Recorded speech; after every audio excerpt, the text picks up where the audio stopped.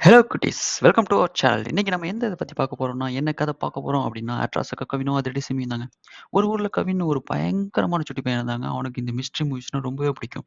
ஒரு நாள் ராத்திரி ஊரே குர்ருன்னு கொரட்ட விட்டு தூங்கிட்டு இருந்தப்போ, நம்ம ஹீரோவுக்கு தூக்கம் மட்டும் வரலங்க. அப்போ திடீர்னு பரண் மேல இருந்து ஒரு சத்தம் வந்துச்சு. டொக் டொக் டொக் டொக் கீச்சுன்னு ஒரு மிஸ்ட்ரி சவுண்ட் வந்துகிட்டே இருந்துச்சுங்க. கவினுக்கு லேசா பீதி கிளம்புனாலும், யாருடா அது நம்ம ஏரியால சத்தம் போடுறதுன்னு ஒரு கெத்தோட டார்ச் லைட்ட எடுத்தான். பூனை மாதிரி பதுங்கி மெதுவா பரண் மேல ஏறினாங்க. "என்னடா இது புது திகிலா இருக்கு" அப்படின்ட்டு பரண் முழுக்க பழைய டப்பாவும் தூசியுமா கொட்டி கிடந்துச்சு. ஆனாலும் கவின் டார்ச் லைட் அடிச்சு மாதிரியே போயிட்டு இருந்தான். அப்போ அங்க செவத்துல ஒரு பெரிய சைஸ் நிழல் அடிச்சுங்க. கவின் அப்படியே ஸ்டாச்சு மாதிரி ஆயிட்டான். பயத்துல அப்படியே மெதுவா யாரு யாரு அது அப்படின்னு மெதுவா கேட்டாங்க. உடனே அங்கிருந்து பதிலே வரல. அப்புறம் கிட்ட போய் பார்த்தா அது ஒரு ஹேங்கர்ல இருந்த ஒரு துணி தாங்க அந்த மாதிரி பெரிய நிழல்ல காமிச்சிருக்கு.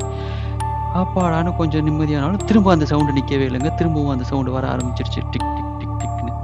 என்னடா அது இந்த சவுண்டு திரும்பவும் வருதே அப்படின்ட்டு நம்ம கவி நினைச்சுக்கிட்டே பார்க்கும்போது, அது அங்க இருந்த ஒரு மரப்பெட்டியிலேருந்து தாங்க அந்த சவுண்டு வந்துச்சு.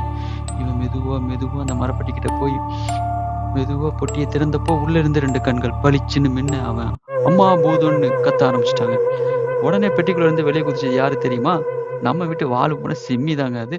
அது அங்கருந்து ஒரு பழைய அலாரம் கடிகாரத்த எலின்னு நெனச்சு, அது கூட குத்து சண்ட போட்டுட்டு இருந்துச்சுங்க. அந்த தொப்பைய தள்ளிக்கிட்டு அது பண்ற அலப்பற பார்க்கணுமே! அத விட பெரிய காமெடி இங்க என்னன்னா, சிம்மியோட தலையில ஒரு பழைய கழுத்து தொப்பி மாட்டிக்கிட்டு இருந்துச்சு.